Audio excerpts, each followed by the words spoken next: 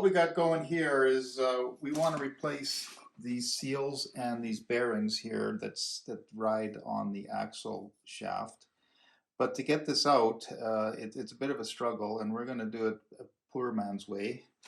Just get yourself a 2x4 and a spade bit, drill a 1 1/4 inch hole through there, and then take your 2x4, put it onto the axle shaft itself. Take your axle nut and then screw it on. And what we're going to do is just hammer on each side of this 2x4 to pull out that race.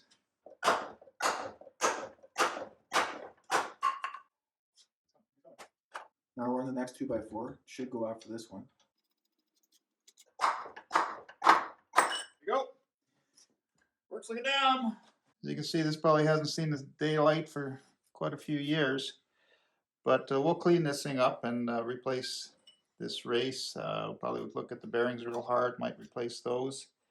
And then we'll... There's also a seal back in there. Once we get it out, I can't really see it now, but it's in there. And now we're just yanking out the axle shaft. And there you go. Now we begin to fix the axle. It's packed full of grease in the rear axle housing. We're just going to replace this grease, get it all cleaned up, and see it's pretty bad.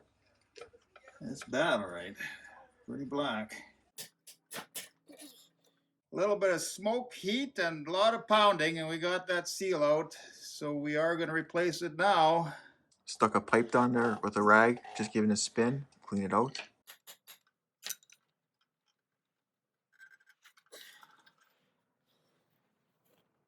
That's it. Subscribe.